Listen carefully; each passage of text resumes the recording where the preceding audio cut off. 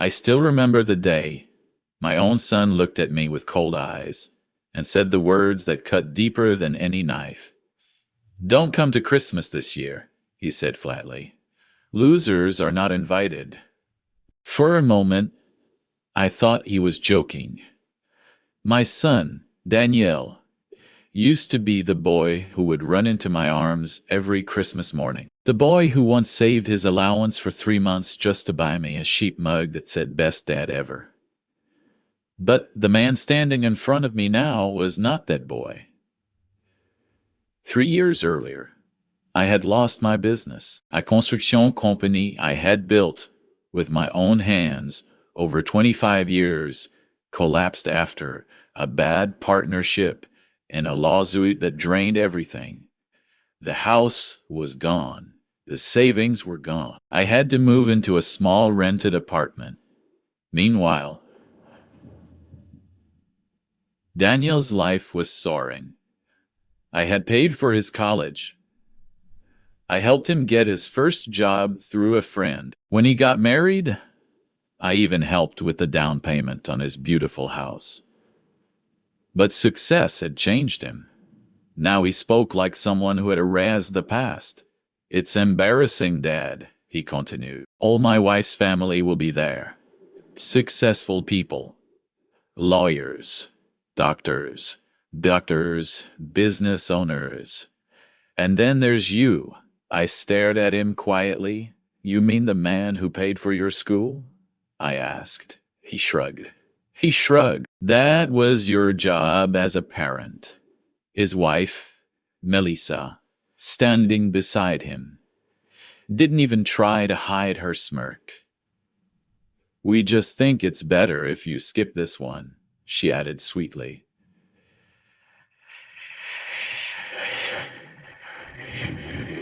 He would avoid awkwardness. Then Daniel delivered the final blow. "Let's be honest. You're not exactly someone we want representing the family right now." I nodded slowly. If they wanted honesty, I would give it to them. "You're right," I said calmly.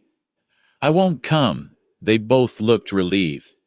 Neither of them noticed the quiet shift in my eyes, because what they had forgotten was who I really was. You see, when my company collapsed, people assumed I had lost everything.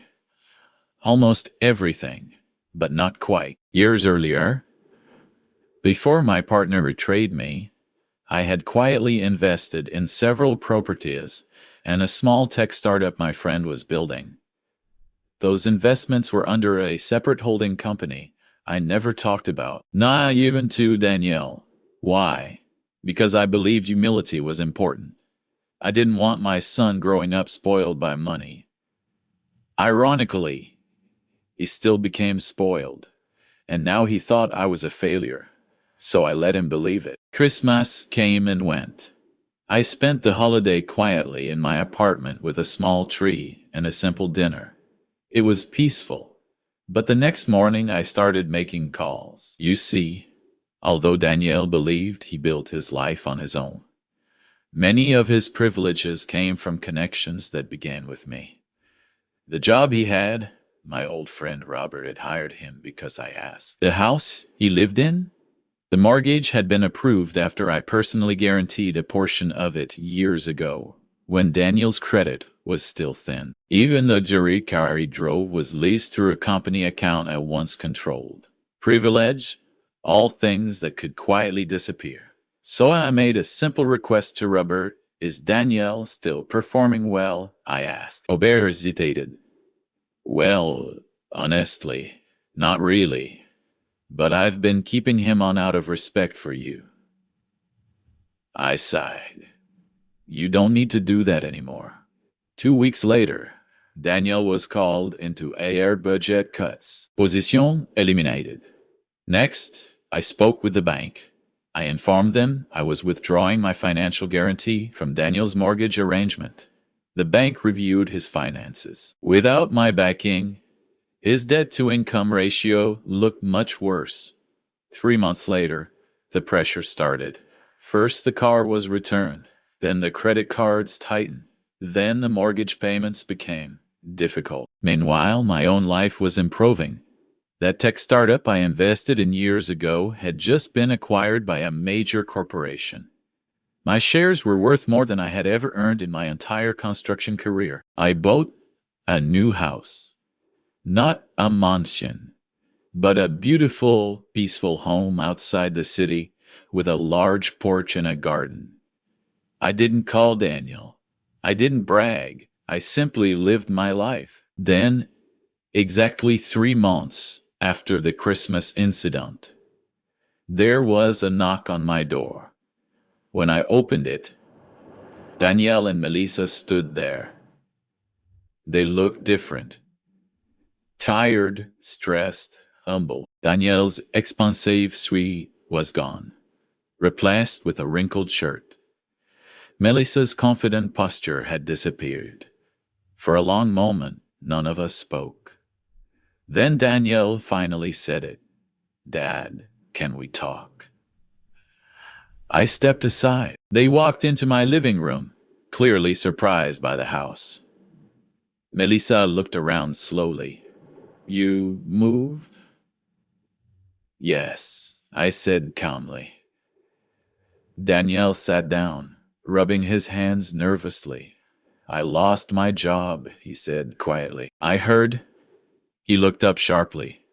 "You heard?" "I still know people," I replied. Melissa spoke next. "The bank is giving us trouble with the mortgage," I nodded. "That tends to happen when financial guarantees disappear." Silence filled the room. Then Daniel's voice cracked. "Dad, we made a mistake." That word hung in the air. Mistake. Not cruelty. Not betrayal. Just a mistake. I let him continue. "We shouldn't have said those things at Christmas," he said. "We were under pressure. Things were stressful." I raised an eyebrow. "So you insult people when life is stressful?" His eyes dropped to the floor. Melissa spoke again, softer this time. "We were wrong." Another long silence passed. Finally, Daniel looked up with desperation in his eyes. "Dad, we need help." There it was, the truth. There it was. They didn't come for forgiveness. They came for rescue. I leaned back in my chair. "You told me losers weren't invited to Christmas," I reminded him, his face flushed with shame. "I know. And now," he swallowed. "No, we're asking you to come back into our lives." I studied him for a long moment. Then I stood up and walked to the window. Outside, the winter sun was setting behind the trees. When I turned back to them, my voice was calm but firm. 3 months ago, I said, you decided I had no value because I wasn't rich anymore. Danielle said nothing. You forgot something important, I continued. What? Character is the only wealth that doesn't disappear. The room was silent again. Finally, I sighed. I will help you, I said. Their faces instantly lit up with relief. But I raised my hand. On one condition. They froze. You start treating people with respect, I said. Not just when you need something from them. But always, Danielle nodded quickly. Yes, of course. And next Christmas, I added quietly, there will be only one rule in my house. Melissa asked carefully, what rule? I looked directly at my son. No losers allowed. Daniel looked confused for a moment. Then he understood. Because this time, the word didn't mean poor. It meant something far worse. and he finally realized how close he had come to becoming one. The moment my son told me I wasn't welcome at Christmas is a memory that still echoes in my mind like a door slamming shut.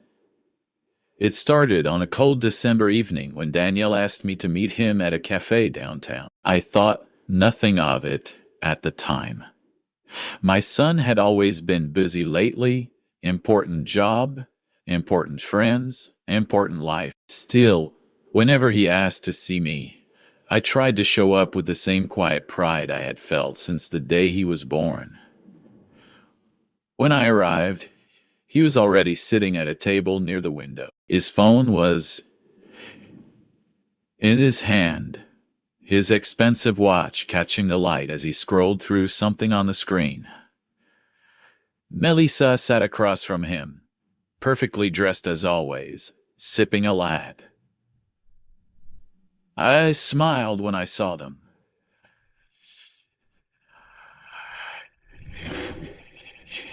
"Hey, kid," I said, as I pulled out a chair. Daniel barely looked up. "Hi, Dad." There was something strange in his voice, cold, distant, the kind of tone people use when they are about to deliver bad news, but want to pretend it's nothing personal. Melissa gave me a polite but tight smile. "How have you been?" she asked. "Oh, you know," I said with a small shrug. "Getting by." The truth was, life had been difficult since my construction company collapsed the year before. 25 years of work, gone after my former partner, dragged the company into a legal mess that drained every dollar I had. The house was sold, my truck was gone. I moved into a small apartment on the edge of town. But I never complained. Hard times are part of life. At least that's what I had always believed. The waiter came by, and I ordered a simple black coffee. Danielle and Melissa already had pastries in front of them. We made small talk for a few minutes, but Danielle kept glancing at Melissa as if they were silently coordinating something. Finally, he cleared his throat. "Dad, there's actually something we wanted to talk to you about." I leaned back in my chair.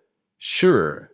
He hesitated for a moment before speaking again. "It's about Christmas this year." I smiled automatically. "Ah, Christmas."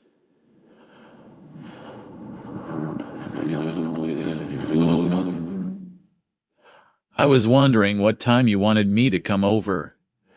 I can bring that apple pie you like." Danielle and Melissa exchanged a look. Then he said the sentence that changed everything. "Actually, we don't want you to come." For a moment, I thought I had misheard him. "What?" Melissa set down her cup slowly, like someone preparing for a difficult conversation. "Please don't take this the wrong way," she said carefully. Daniel continued, his tone turning more blunt. "We're hosting Christmas dinner this year, and a lot of Melissa's family will be there." I nodded slowly. "That sounds nice. They're very successful people," he added. Something in my chest tightened. "I see." He leaned forward slightly. "Dad, the truth is, it would be awkward." "Awkward?" I repeated. Melissa jumped in quickly. "They're all professionals. Lawyers, doctors, executives. They're used to a certain environment." I stared at them both, trying to understand what they were really saying. And Daniel sighed like he was explaining something obvious to a child.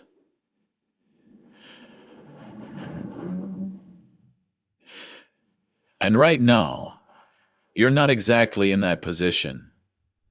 The words hung in the air between us. "You mean, because I lost my company?" I said quietly. Danielle shrugged. "I'm just being honest," Melissa added softly. "It's not personal, not personal." I almost laughed. I looked at my son carefully. His suite probably cost more than my entire wardrobe now. The watch on his wrist alone could pay my rent for months. I remembered the boy who used to sit on my shoulders while we picked out Christmas trees. I remembered the nights I stayed up late doing extra work so I could afford his college tuition. And now, here he was, looking at me like I was an embarrassment. Daniel leaned back and crossed his arms. Look, Dad, I'm just going to say it straight. He paused for half a second. Losers are not invited. The words hit harder than any punch. For a moment, the cafe around us seemed to go silent. I stared at him, searching his face for even a hint of regret. There was none. Melissa didn't look shocked either. She simply adjusted her napkin and avoided my eyes. You're serious, I said slowly. Yes, I took a sip of my coffee to give myself time to breathe. So you don't want me there? Daniel shook his head. It's better this way. Better for who? For everyone, he replied. I nodded slowly. Interesting. He frowned slightly. What? I leaned forward and spoke calmly. You remember who paid for your college? Daniel rolled his eyes slightly. Dad, we've talked about this before. And who helped you get your first job? That was years ago. And the down payment on your house. He waved his hand dismissively. That was a gift. Parents do that. I studied him quietly. Yes, I said, they do. For a moment, none of us spoke. Finally, Melissa broke the silence.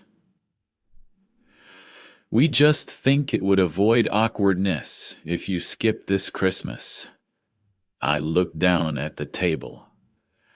My son had just called me a loser, and the saddest part wasn't the insult.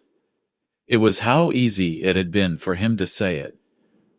When I looked back up, my voice was calm. You know what?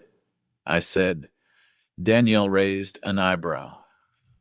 What? You're right. Boz then looked surprised. I won't come. Relief washed across Daniel's face almost immediately. Good. I'm glad you understand. Understand. Yes, I understood perfect. I stood up and put a few bills on the table for my coffee. Enjoy your Christmas dinner, I said.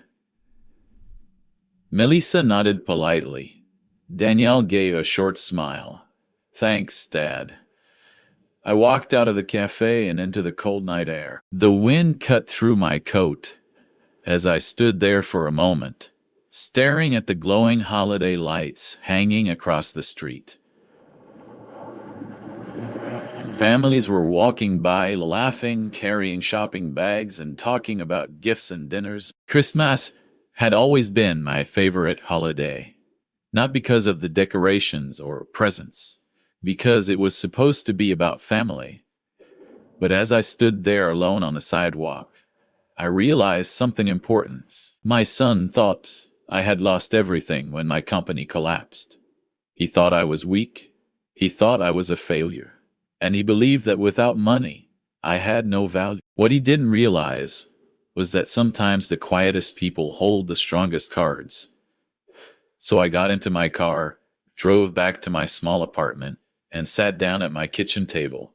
I didn't cry. I didn't get angry. Instead, I simply made a decision. If my son believed I was a loser who no longer mattered in his life, then it was time for him to find out exactly what life looked like without me in it. For the next few days after that conversation, I went back to my quiet routine as if nothing had happened. I woke up early, made coffee in my small kitchen, and watched the pale winter light creep through the blinds of my apartment. The place was simple. One bedroom, worn furniture, a creaky floor, But it was peaceful. No expectations, no judgments, just silence. But the words my son had spoken in that cafe still echoed in my mind. Losers are not invited. The strange thing was that I didn't feel angry anymore. The pain had settled into something calmer, something colder. It was the kind of calm that comes when you finally understand someone completely. Daniel thought I had fallen. He thought the collapse of my construction company had erased everything I had built in my life. And in a way, I had allowed him to believe that. I had never been a man who talked much about money. When my business was doing well years ago, I kept things quiet. I didn't drive flashy cars. I didn't brag about profits or investments. I believed money should be used wisely, not displayed like a trophy. Even Daniel didn't know the full picture. To him, my company had been my entire world. But the truth was very different. Years before the company collapsed, I had started thinking about the future. Construction was a good business, but it could be unpredictable. One bad partner, one lawsuit, one market crash could destroy everything. So I prepared. At first it was small things. I bought 2 modest rental properties in another city under a separate holding company. They weren't fancy buildings, but they were steady. Rent came in every month, quietly building a cushion I never touched. Then came a conversation with an old friend of mine named Victor. Victor and I had known each other since we were young men, swinging hammers on job sites. While I stayed in construction, Victor had drifted into technology. He was always talking about new software, startups, digital platforms, things I barely understood at the time. One evening about 10 years ago, we sat in a bar after work, and he told me about a project he was building. It's risky, he admitted, but if it works, it could be huge. Most people would have laughed at the idea. A small startup with no guarantee of success. But I trusted Victor, so I invested. Not a massive amount, but enough to matter. I did it quietly through the same holding company that owned my rental properties. And then I forgot about it. Life moved on. My construction company kept growing. Daniel finished college. He got married. Years passed. Then everything fell apart. The lawsuit hit my business like a hurricane. My partner disappeared, leaving me to face the legal storm alone. Contracts collapsed. Cleon vanished. Within months, the company I had built over 25 years was gone. The bank took the equipment. I sold the house to pay debts. Friends, who once called every week suddenly, became difficult to reach. And through it all, I never mentioned my hidden investments. Not to anyone, especially not to Daniel. I wanted to see something important. I wanted to know whether my son respected me as a man, or only as a successful one. The answer came in that cafe. So after the Christmas rejection, I finally decided to review the things I had left untouched for years. One afternoon, I opened my laptop and logged into the account connected to my holding company. The screen filled with numbers and statements I hadn't checked in months. The rental properties were doing fine. Nothing dramatic, just steady income. But the startup investment was a different story. Victor's company had grown far beyond what either of us imagined. Over the last few years, it had attracted investors, expanded its platform, and gained attention in the tech world. I scrolled through the reports slowly. Then I saw the news announcement. A major corporation was negotiating to acquire Victor's company. If the deal went through, my shares would become extremely valuable. I leaned back in my chair, letting out a slow breath. Life has a strange sense of timing. Just days after my son called me a loser, The one investment he didn't know about was about to change everything. My phone rang later that evening. It was Victor. "I was wondering when you'd call," he said with a laugh. "I just saw the announcement," I replied. "Well," he said, "it's happening. The acquisition should close early next year, and my shares." Victor chuckled. "You held on to them all these years, right?" "Yes." "Then congratulations," he said. "You're about to become a very wealthy man." For a moment I didn't respond. Not because I was shocked by the money, but because I was thinking about Daniel, about the way he looked at me across that cafe table. Embarrassed, ashamed, like I had become a stain on his perfect life. Victor interrupted my thoughts.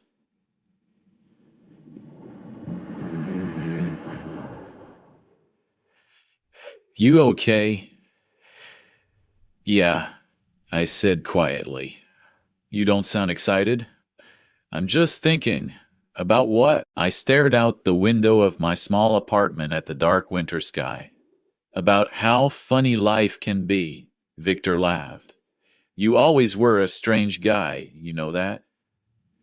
Maybe he was right, because while most people would have rushed to celebrate, I didn't feel any urgency to change my situation immediately. Instead, I decided to keep living quietly. Christmas came and went. I bought a small artificial tree and placed it beside the window. I cooked a simple dinner for myself and watched old holiday movies while snow fell softly. It wasn't the Christmas I used to have, but it was peaceful. Meanwhile, somewhere across the city, my son was hosting the grand Christmas dinner he believed I was unworthy to attend. I wondered if he even thought about me that night. Probably not, and that was fine. Because what Daniel didn't realize was that the story he believed about my life was completely wrong. He thought I was finished. He thought I had nothing left. But the truth was simple. The man he called a loser was quietly holding more power than he could imagine. And sooner or later, that truth was going to matter. After that Christmas passed, I realized something important. I had spent years believing that patience and kindness would naturally earn respect from the people closest to me. But Daniel's words had made one thing painfully clear. Respect given without boundaries eventually turns into something people take for granted. For the first time in my life, I stopped trying to fix things for my son. Instead, I simply stepped back. For years, Daniel's life had quietly been supported by things he barely noticed, not because he asked for them, but because I believed helping your child succeed was what a father was supposed to do. When he graduated from college, he struggled to find work in his field. I had called an old friend of mine, Robert, who was a senior manager at a large consulting firm.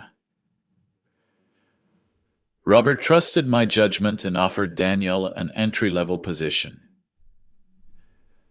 At the time, Daniel was grateful. He worked hard for the first few years and moved up quickly, but as his career improved, the origin of that opportunity slowly faded from his memory. Then, there was the house. When Daniel and Melissa decided to buy their first home, they didn't quite have the financial history the bank wanted. Their income was good, but they lacked long-term stability. Without stronger backing, their mortgage approval would have taken much longer. So I stepped in quietly. I signed a financial guarantee to strengthen their application. The bank trusted my business record. And within weeks, Daniel and Melissa were holding the keys to a beautiful home in a neighborhood far nicer than anything I had ever owned. I never asked for recognition. Seeing my son happy was enough. But that Christmas conversation had changed the way I looked at everything. Daniel didn't just forget where his opportunities came from. He had reached a point where he believed he deserved them, all on his own. So I made a simple decision. I would remove myself from the foundation of his life. Not with anger, not with revenge, just with silence. The first call I made was to Robert. He answered on the second ring. "Well, look who finally decided to call," he said warmly. "How are you holding up these days?" "I'm all right," I replied. "How's business?" "Busy as ever." We talked for a few minutes about old times, construction projects, and mutual friends. Then I carefully guided the conversation toward Danielle. "By the way," I asked casually,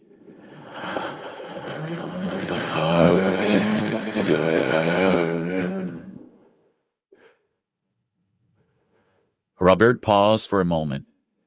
His hesitation told me more than his words. "Well, he's doing okay," he said. "Just okay." Robert sighed. "Between us, his performance has slipped a bit this year. He's been distracted. Shows up late sometimes. Leave early. Nothing terrible, but not the same hunger he had when he started." I nodded slowly, even though he couldn't see me. "I see, but to be honest," Robert added, "I've always kept him around partly out of respect for you." That sentence landed exactly where I expected it to. "Robert," I said calmly, "you don't need to do that anymore." "What do you mean?" "I mean Danielle should stand on his own merits." Robert was silent for a few seconds. "You're sure about that?" "Yes." Another pause followed. "Well, if I'm being honest, there's a restructuring discussion happening soon. Some departments are overstaffed." "I understand," I said. "And Danielle might end up on that list." I took a slow breath. "That's your decision." After we hung up, I sat quietly for a few minutes. I didn't feel satisfaction. I didn't feel guilt either. I simply felt something that had been missing for a long time. Balance. Danielle believed he had built his life alone. Now he would have the opportunity to prove it.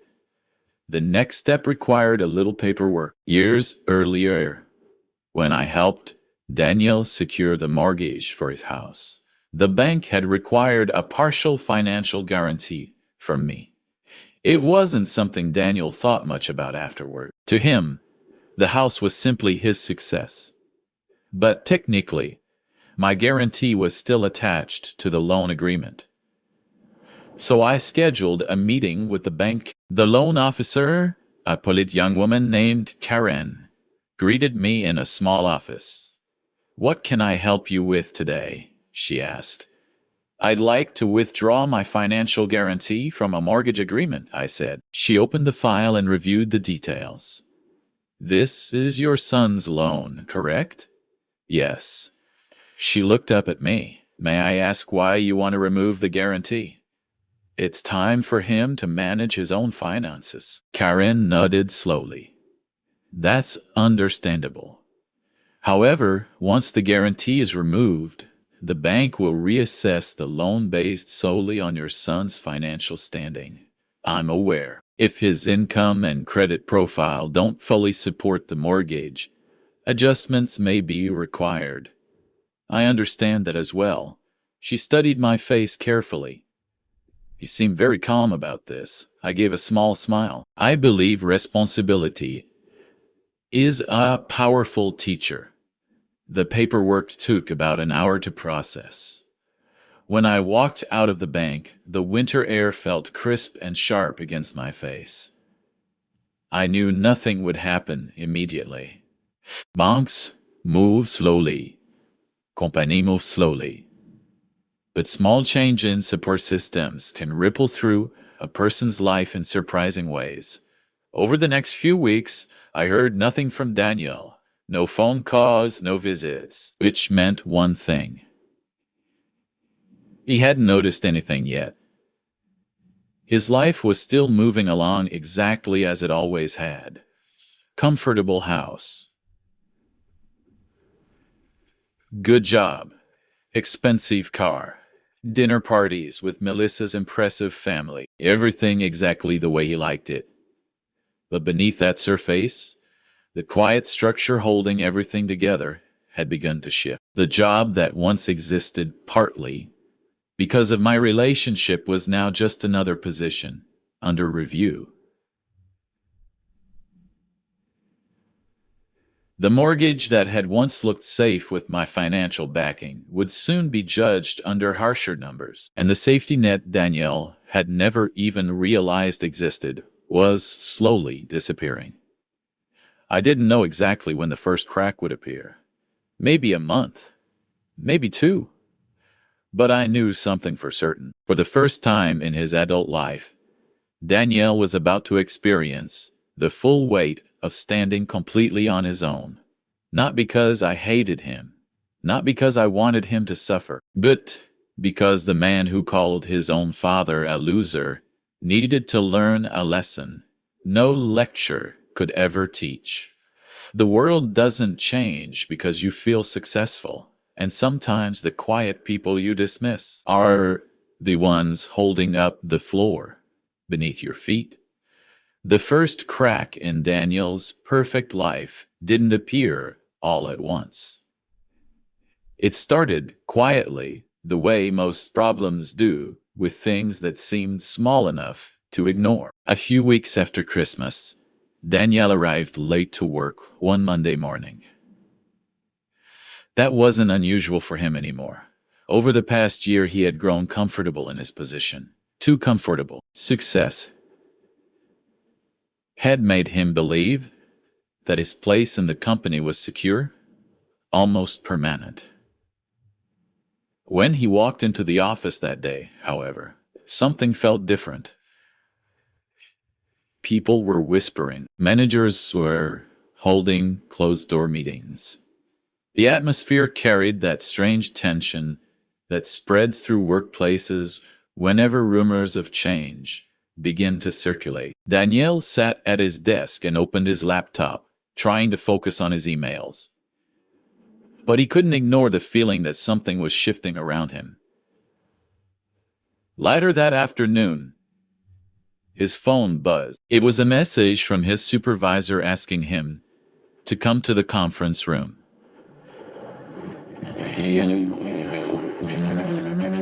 But when he entered the room, he noticed two people sitting at the table instead of one, his supervisor, and someone from human resource. That was the first moment he felt a real knot form in his stomach. They asked him to sit down. His supervisor cleared his throat. Danielle, thank you for coming in. We're currently making some adjustments within the company. Danielle leaned back slightly, crossing his arms. What kind of adjustments?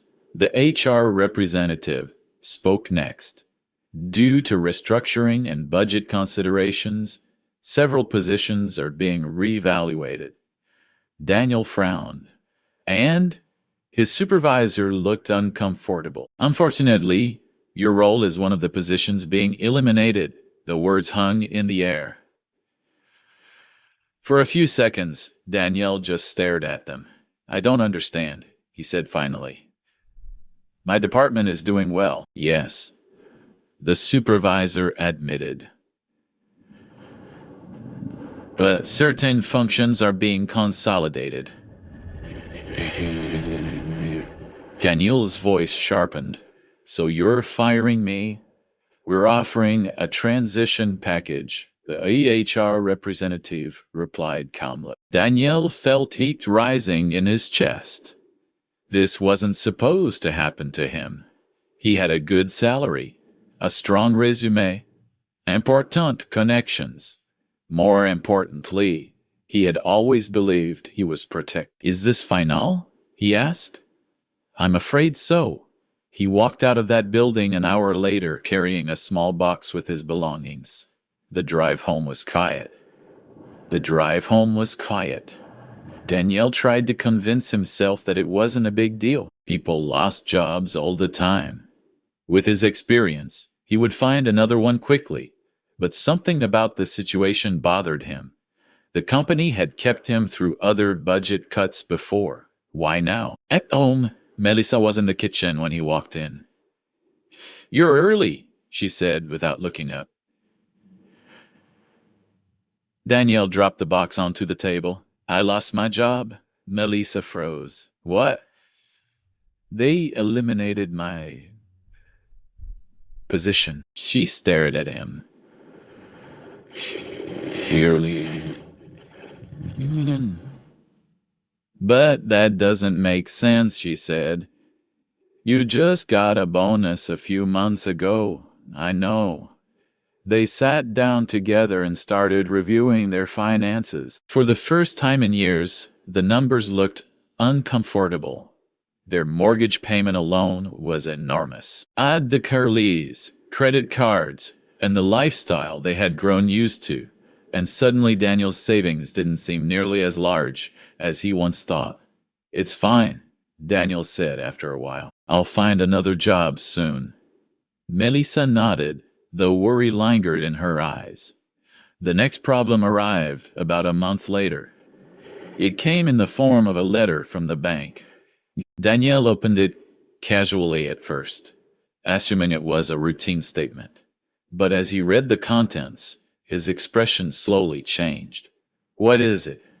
Melissa asked from across the room. He handed her the letter without speaking. She read it carefully. Then her face went pale. The bank had reviewed their mortgage agreement and updated the risk assessment after a change in the loan's financial backing. Melissa looked up. "What does this mean?" Daniel rubbed his forehead. "It means the bank no longer has the financial guarantee attached to the loan." "What guarantee?" Daniel hesitated. "Years ago, when we bought the house, Dad helped secure the mortgage." Melissa blinked. "You never told me that. I didn't think it mattered anymore, but now it mattered a lot." Without the additional guarantee, the bank required stronger financial proof that Daniel could maintain the loan independently. And right now, he was unemployed. The letter explained that the bank would continue monitoring the situation, but failure to maintain consistent payments could trigger further action. Melissa set the letter down slowly. "This house costs a fortune every month, I know, and you don't have a job. I'm working on it." Weeks passed. Danielle sent out applications, attended interviews, and tried to stay confident. But the job market wasn't as forgiving as he expected. Some companies offered lower salaries. Others rejected him completely. Meanwhile, the financial pressure continued to grow. The luxury car lease became the first casualty.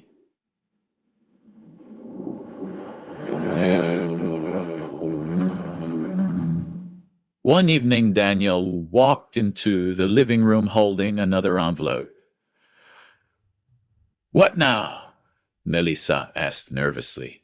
He tossed the paper onto the table. "They're increasing the lease payment unless I renew under a different contract." Melissa stared at the number. "That's insane." Daniel sighed heavily. "We can't afford it right now." 2 days later, he returned the car. For the first time in years, Daniel drove an old second-hand sedan he bought cheaply online. It felt humiliating. But the real stress came from the house. Each mortgage payment now felt like a ticking clock.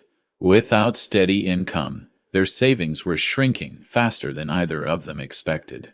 One night, Melissa finally asked the question both of them had been avoiding. "Do you think your dad knows about this?" Daniel looked up from his laptop. "What do you mean?" "The job, the mortgage, everything." Daniel frowned. "How would he know?" Melissa hesitated. "Maybe he knows more than we think." Daniel didn't answer immediately. Instead, he leaned back in his chair, staring at the ceiling. For the first time since that conversation in the cafe, His father's face appeared clearly in his mind. Calm, quiet, almost knowing. Danielle shook the thought away. No, he said, it's just bad timing. But deep down, a small doubt had begun to grow. Because life had been stable for years. And suddenly, within 3 months of telling his father that losers weren't invited to Christmas, everything was starting to fall apart. By the end of the 3rd month, Daniel's life looked nothing like it had at Christmas. The house that once felt like a symbol of success now felt like a weight pressing down on his chest. Every morning he woke up thinking about bills. Every evening he checked his email, hoping to see a job offer that never seemed to come.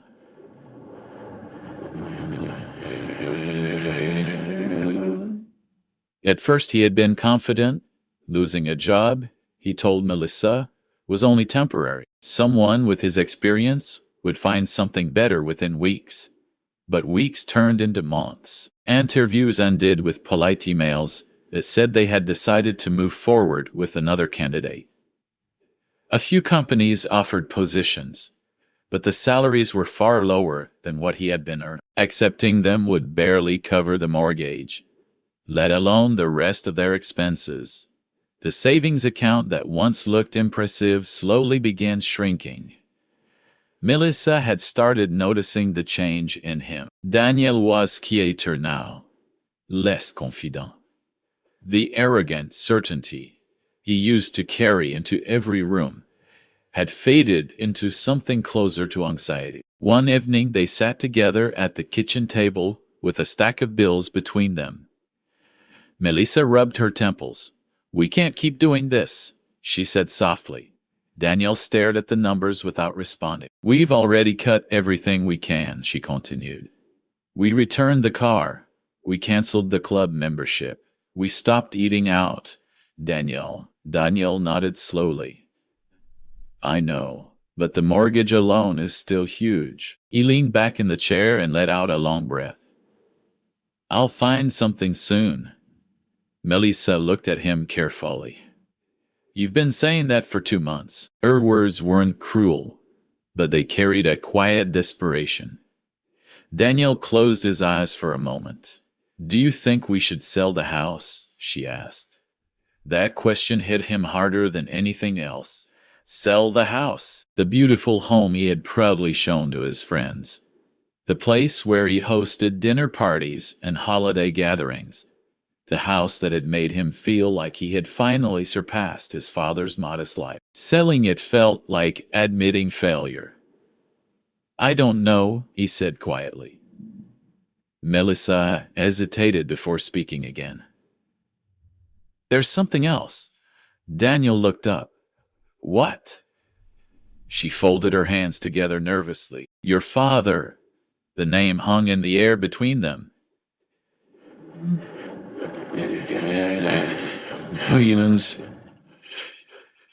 "What about him?" Melissa chose her words carefully. "Maybe we should talk to him." Daniel shook his head immediately. "No."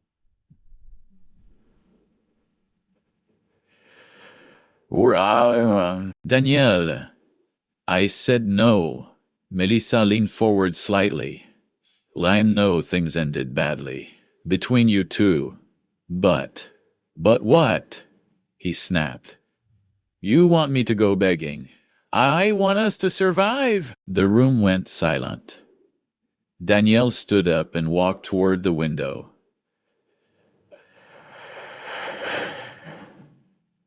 Outside, the evening sky was darkening, and the quiet neighborhood street looked almost peaceful. It was hard to believe that only a few months earlier he had felt completely in control of his life. Now everything felt uncertain. Melissa's voice softened behind him. "You know he could help." Daniel turned slowly. "And what exactly do you think he would say?" Melissa didn't answer immediately.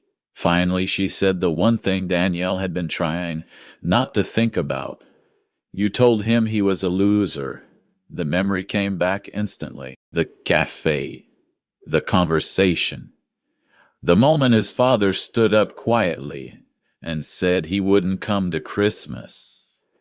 Danielle had felt powerful that day. Confident. Certain he was protecting his image and status. Now the memory felt different. Now it felt like a mistake he couldn't undo. He sat back down at the table and stared at his hands. What if he refused to help? He asked quietly. Melissa shrugged. Then, at least we tried. Daniel said nothing for a long time. Finally, he nodded slowly. All right, 2 days later, they drove across town together. The address they had was his father's old apartment building. Daniel expected to find the same small place he remembered. Cramped parking lot, aging brick walls, narrow hallways. But when they arrived, the building manager told them something surprising. He moved out a while ago, the man said. Daniel frowned. Moved where? The manager shrugged. Bought a house somewhere outside the city? Danielle and Melissa exchanged confused looks. A house, Melissa repeated. The manager nodded. Nice one too, from what I heard. Daniel felt a strange mix of emotions, confusion, curiosity, and something else he couldn't quite identify. Eventually, they managed to get the new address from a forwarding notice. An hour later, they were driving through a quiet neighborhood filled with trees and spacious homes. Melissa looked around nervously. Are you sure this is the place? Danielle slowed the car as they approached the address. A beautiful house stood at the end of a quiet street. It wasn't a mansion, but it was elegant and peaceful, with a wide porch and a well-kept garden. Danielle stared at it in disbelief. This can't be right, but the mailbox, clearly, his father's name. They sat in the car for a moment. Did he win the lottery or something? Melissa whispered. Daniel shook his head slowly. I have no idea.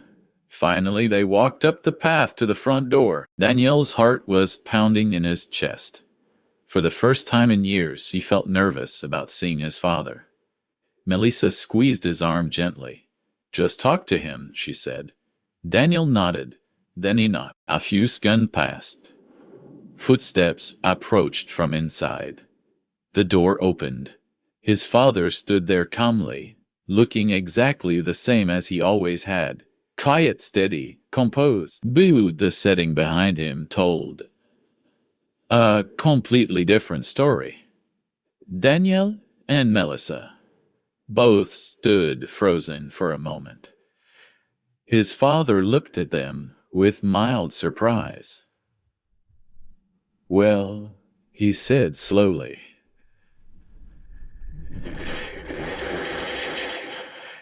Daniel's, all the confidence he once had seemed to vanish. Dad, he said quietly. For a moment none of them spoke. Then Daniel finally said the words he never imagined he would say. Can we talk? For a moment I simply looked at them standing on the porch. Daniel looked different than the last time I had seen him. The sharp confidence that used to sit in his posture had softened. His shoulders were slightly lower, his eyes tired, his expression uncertain.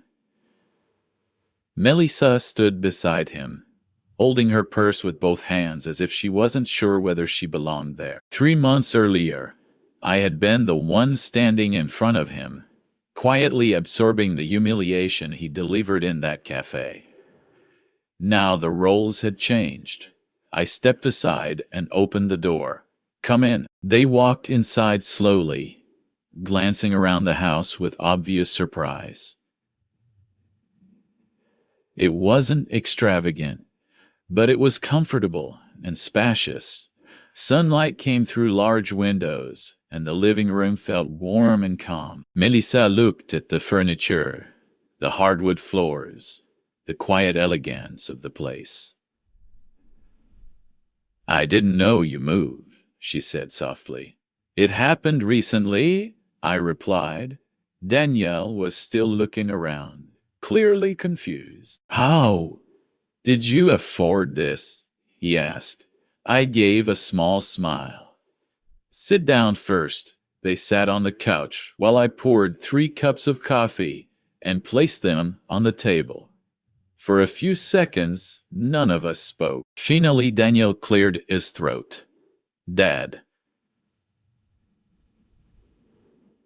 I think we owe you an apology. I didn't respond immediately. Melissa nodded. We do. Daniel leaned forward, resting his elbows on his knees. What I said to you at the cafe. It was wrong. A memory passed through my mind again. Losers are not invited. I looked at him calmly. Yes, I said it was. Daniel's face tightened slightly. I was angry, he continued. And maybe a little arrogant? A little? I asked.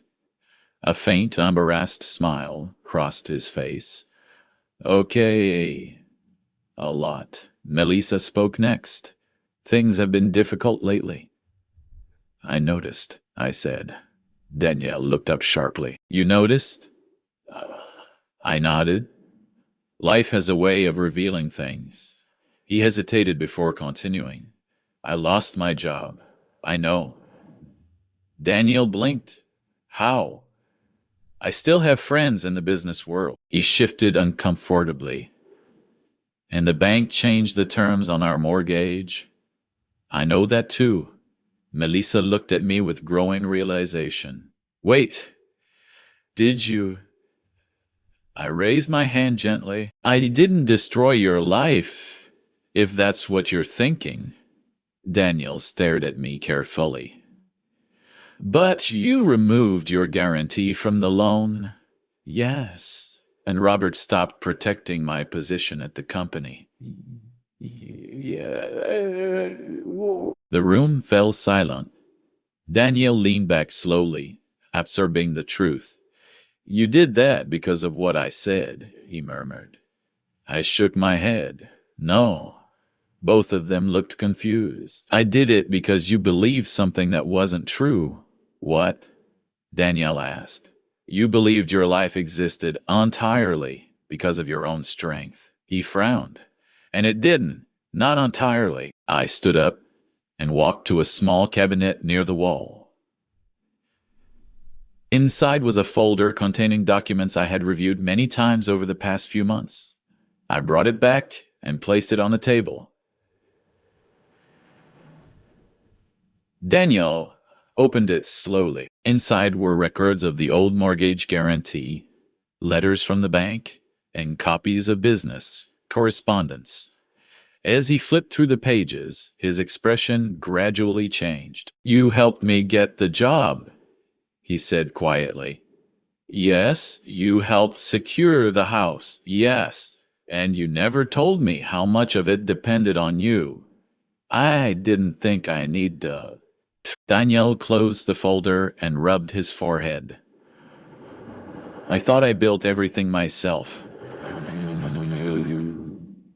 You built part of it, I said gently. But you also stood on a foundation you didn't fully see. Melissa looked at me carefully. And the new house? She asked. That came from an old investment. Daniel looked up again. You're not broke. No. His voice dropped to a whisper. So when I called you a loser, you were wrong. The words weren't cruel, just simple truth. Daniel sat there quietly for a long moment. Then he looked at me with an expression I had never seen on his face before. The words were heavier now than they would have been months earlier.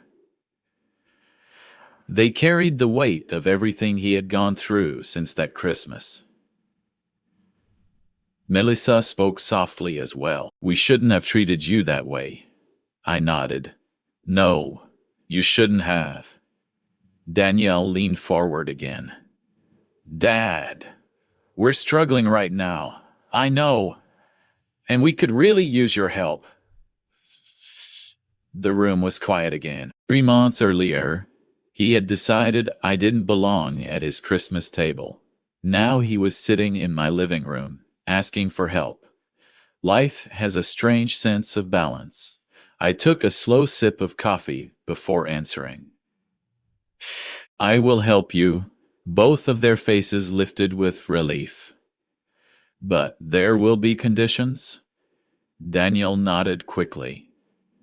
Anything. I shook my head. Not anything. Just something important. What? You're going to rebuild your life properly. He looked confused. What does that mean? It means you will take a job even if the salary is smaller. You will live within your means. You will stop measuring people by money or status.